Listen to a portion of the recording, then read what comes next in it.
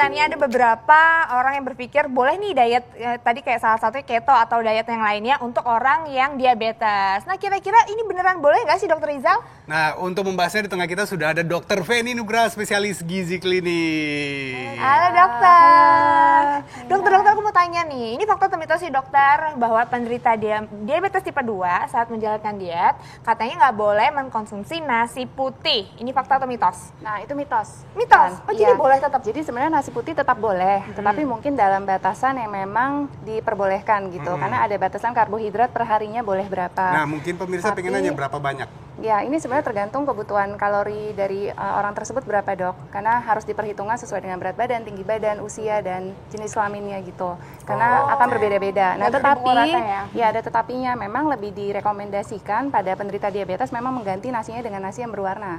Jadi seperti nasi merah, nasi hitam, nasi coklat. Tapi gitu. bukan nasi kuning. Oh, nasi kuning nggak boleh. Apalagi ya? nasi uduk ya. Nah, di depan ini yang dimaksud tadi Iya, yang nah, berwarna ini ini dia. salah satunya Benar. adalah nasi merah ya, bukan nasi kuning. Iya. Jadi ini kalau nasi merah ini dok, kalau yang setahu kita itu adalah dia karena pelepasan energinya, glukosanya itu perlahan-lahan. Benar. Apakah ini yang membantu diet Benar, tadi dok? Jadi si nasi merah ini memang dia termasuk karbohidrat kompleks namanya. Nah, si karbo kompleks ini memang dia lebih lambat dicerna di saluran cerna kita, sehingga akan menyebabkan kenaikan gula darahnya lebih lambat gitu. Jadi bagi penderita diabetes akan menyebabkan gula darahnya lebih terkontrol sesudah mengkonsumsi nasi merah. Dan dia juga termasuk yang indeks glikemiknya rendah.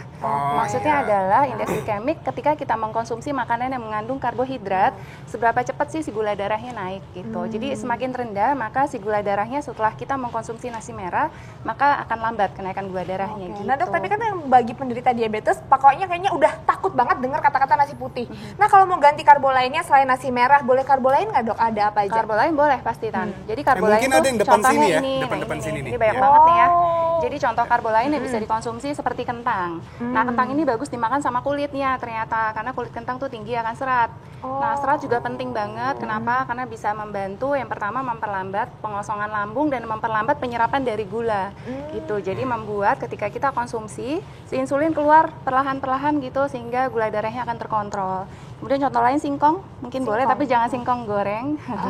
Secara jumlah gimana dok? Secara jumlahnya? Secara jumlahnya, mungkin kalau per hari, kalau untuk konsumsi nasi ya dok, mungkin per hari biasanya aku kasih kalau kebutuhan kurang lebih 1.700 kalori per hari. Rata-rata lah ya, rata-rata, kita pukul rata. itu mungkin per hari untuk jumlah nasinya boleh sekitar 400 gram per hari. 100 gram Nah, itu semana sih dokter? Jadi Indonesia tuh memang harus lebih clear sebenarnya, karena di Indonesia tuh ukuran ukuran itu rata-rata orang kita bukan gram tapi piring. Iya. 1 piring, 2 piring, atau 3 piring.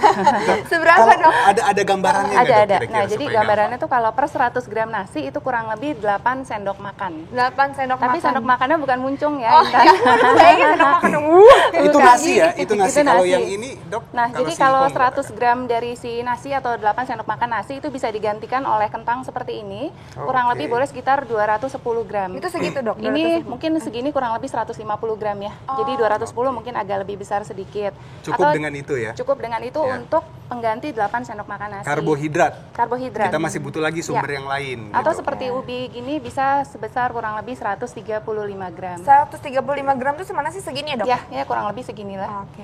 Kurang Berarti lebih. kalau segini ini udah berlebihan dok sebenarnya? Itu udah berlebihan. Udah full satu segini ya? Itu terlalu gede soalnya dok. Oke. Nah ini dok, yang berikutnya, konsumsi buah yang terlalu matang tidak disarankan untuk penderita diabetes yang sedang menjalankan diet. Itu fakta. Oh fakta. Kenapa dokter? Nah, jadi sebenarnya kalau si buah sendiri nih seperti ini nih, kayak buah-buah yang gak terlalu matang kayak apel seperti ini, memang kandungan si fruktosanya lebih tinggi daripada glukosa. Tetapi ketika buah terlalu matang, contoh ya, misalnya yang warna pisang nih, kulitnya warnanya agak hitam-hitam. hitam-hitaman gini rasanya semakin manis tuh. Nah, ternyata di dalamnya glukosanya lebih tinggi daripada fruktosa. Nah, sedangkan seperti kita tahu glukosa ini merupakan gula yang tergantung kepada insulin. Iya. Orang diabetes kerja insulinnya terganggu.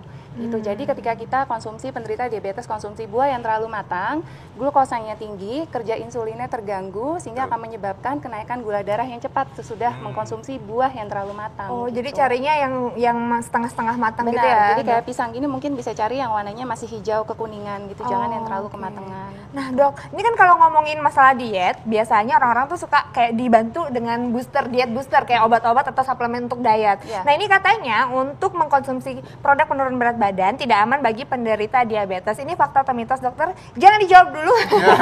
Kita temukan jawabannya nanti sesaat lagi, tetap di Hidup Sehat.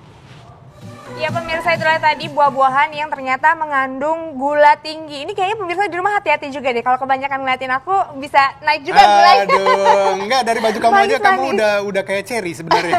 Merah ya. Nah dokter Ican, kita juga mau ngingetin nih pemirsa di rumah, kalau Anda bisa konsultasi langsung nanti dengan dokter di segmen ketiga, ada yang namanya konsultasi dokter. Jadi semua permasalahan kesehatan bisa langsung dikonsultasikan di sini. Dokter Intan udah boleh belum ya? Saya mau nelfon juga belum nanti ada lisensinya ya. Iya, betul. Nah, ini kita ngomongin tentang diet nih. Kalau ada dokter Feni pasti kita ngomongin tentang diet. Iya. Nah, ini dok, yang pertanyaan Intan yang sebelumnya. Kita kalau konsumsi produk penurun berat badan itu tidak aman bagi penderita diabetes. Ini fakta atau mitos? Itu mitos, dok. Oh, mitos. Iya, mitos. Jadi sebenarnya obat-obat penurun berat badan aman dikonsumsi pada diabetes, tapi memang harus berkonsultasi terlebih dahulu dengan dokter gitu, ada baiknya. Jadi bagi penyandang diabetes yang ingin diet, terutama yang kelebihan berat badan atau obesitas, disarankan konsultasi dengan dokter terlebih dahulu, kemudian diperhitungkan kebutuhan kalorinya agar dietnya sehat, kemudian akan diberikan obat tentu saja yang aman, direkomendasikan gitu. Jadi di bawah pengawasan oleh dokter. Ya. Dan memang banyak sekarang obat-obat diabetes memang digunakan untuk diet juga, dok. Iya. Gitu. Oh gitu. Nah ini berarti nggak bisa langsung beli bebas di luar ya? Emang efeknya apa dok kalau nggak konsultasi dulu dengan dokter? Karena ada beberapa obat-obatan yang memang tidak diperbolehkan pada penderita diabetes gitu, Tan. Gitu. Jadi memang ada baiknya untuk aman konsultasi terlebih dahulu sebelum mengkonsumsi obat-obatan gitu. Nah, ini dok, konsumsi, banyak informasi di luar bahwa konsumsi tomat merah ini sangat dianjurkan untuk penderita diabetes yang sedang menjalankan diet. Ini fakta atau mitos? Itu fakta, dok. Oh, fakta itu tomat merah. Kenapa, tuh. dok? Nah, jadi si tomat ini kan memang kaya akan vitamin dan mineral. Nah, yang penting pada tomat ini ternyata ada kandungan likopen di dalamnya. Itu apa, Nah, dok? si likopen ini dia adalah senyawa yang sifatnya antioksidan yang baik sekali pada diabetes. Kenapa? Karena antioksidan ini dapat membantu menurunkan peradangan yang terjadi pada tubuh seorang penderita diabetes. Nah, si likopen ini ternyata baik dan tinggi itu ketika si tomat ini diolah. Jadi harus dimasak dulu? Iya, jadi tomat ini harus direbus kurang lebih mungkin sekitar 15-20 menit sampai si kulitnya agak kelupas sedikit. Nah, kandungan likopennya tingginya di situ. Oke, nah pemirsa berarti konsumsi tomat alangkah baiknya kalau direbus dulu ya dokter ya. Tapi rebusnya jangan kelamaan ya. Oh jangan kelamaan, biasanya langsung makan. Tapi dok ini direbus dulu kan biasanya tuh ada isi sama kulitnya, dipisah gitu nggak isi sama kulitnya? Nggak, atau langsung dimakan aja. Oh dimakan semuanya, nggak boleh sampai banyak-banyak Ya, lembek kalau gitu? direbus sih lebih baik airnya sedikit dan jangan lupa dikonsumsi juga sama airnya. Kenapa? Karena ada vitamin larut air, contohnya seperti vitamin B dan vitamin C yang ada pada tomat, dia tuh bisa larut ke dalam air gitu. Jadi lebih baik airnya tetap dikonsumsi juga gitu. Oh airnya juga dikonsumsi. Ya, seperti itu. Berapa lama dokter ngerebusnya kira-kira? Kurang lebih sekitar 15 menit 15 sampai 20 menit menit itu sudah cukup. Oh kalau dimakan seger kenapa sih banyak nanya ya aku? Kenapa sih dok emangnya? Jadi gini, ada untung ruginya. Jadi kalau dimakan seperti ini memang vitamin mineralnya bagus, tapi memang likopennya rendah, Tan. Tapi kalau kita karena likopennya itu. Iya, jadi kalau kita merebus memang vitamin mineralnya kalau dengan pemanasan pasti akan sedikit berkurang. Makanya kenapa disarankan dikonsumsi juga dengan air rebusannya. Tapi likopennya tinggi. Oh, nah gitu. dokter satu lagi dokter, likopen itu sebenarnya apa sih dan buat apa? Aku masih belum mudeng dokter, maaf ya. Jadi ada suatu zat yang namanya fitokimia, itu salah satunya adalah likopen. Nah, likopen ini memang paling banyak di tomat, ada buah-buahan lain juga yang tinggi akan likopen. Nah, si likopen ini suatu zat yang sifatnya adalah antioksidan. Antioksidan. Oh, antioksidan. Dokter Rizal udah kesal. Ini anak tanya terus. Gemes.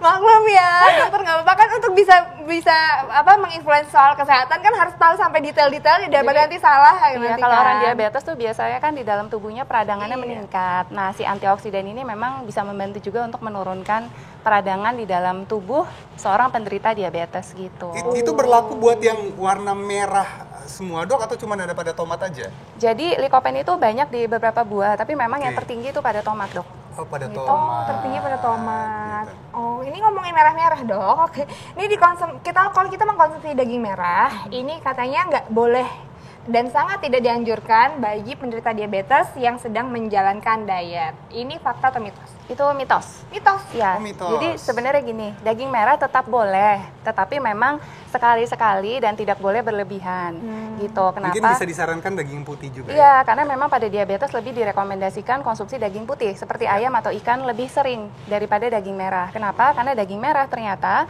di dalamnya kandungannya tinggi akan lemak jenuh. Lemak jenuh itu lemak yang tidak sehat. Kalau kita konsumsi berlebihan, dia memang bisa meningkatkan resiko kadar kolesterol LDL yang jahat dalam tubuh kita meningkat.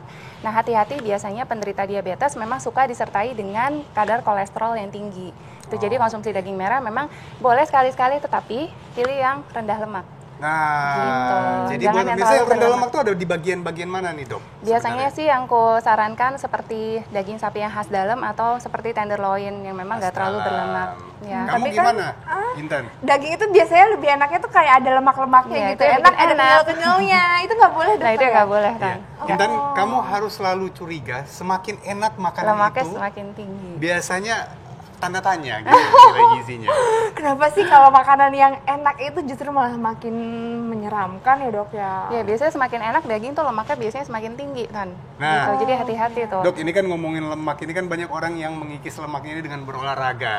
Nah, konon katanya olahraga ini biasanya tidak disarankan untuk orang penderita diabetes.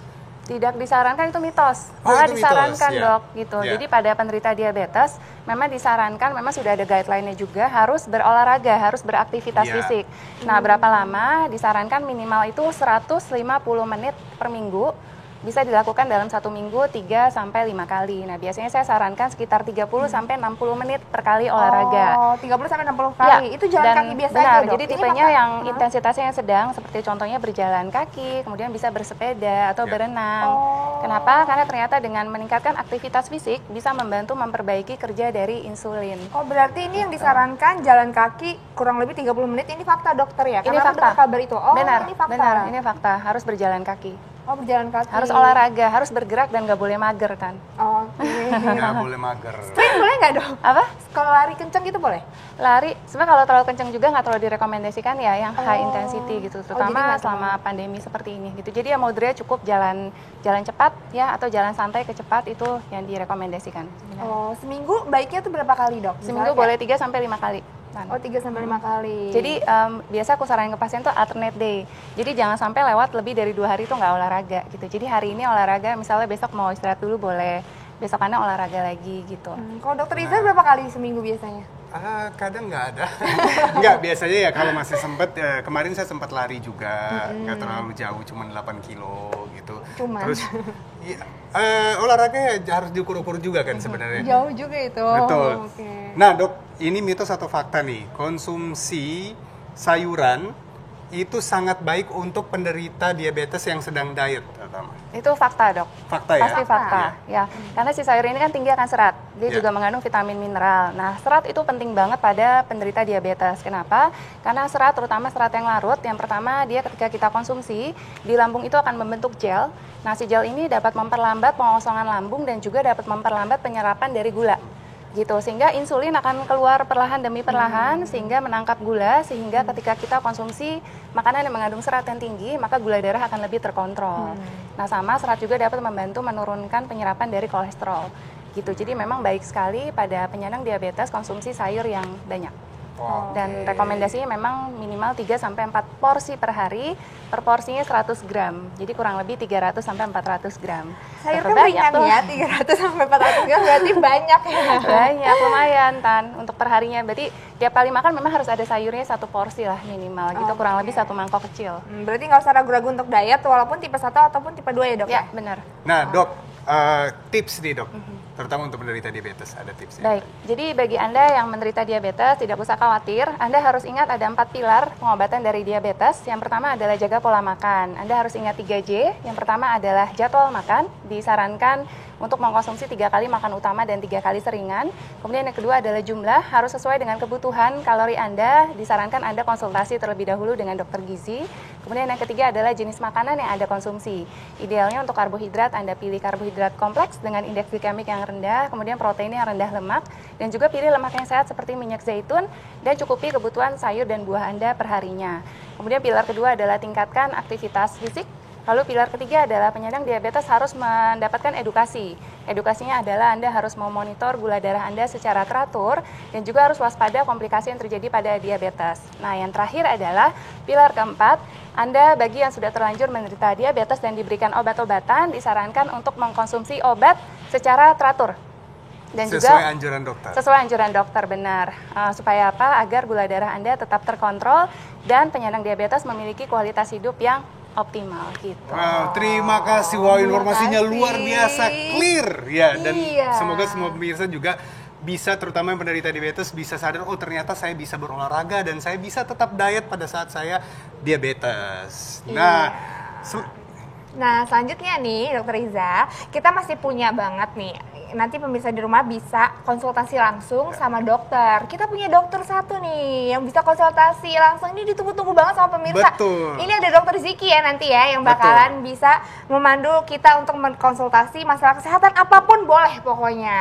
Ya Dokter Iza ya. Kemana dokter nanti bisa telepon ya? betul. Jadi buat pemirsa jangan kemana-mana, tetap di Hidup Sehat.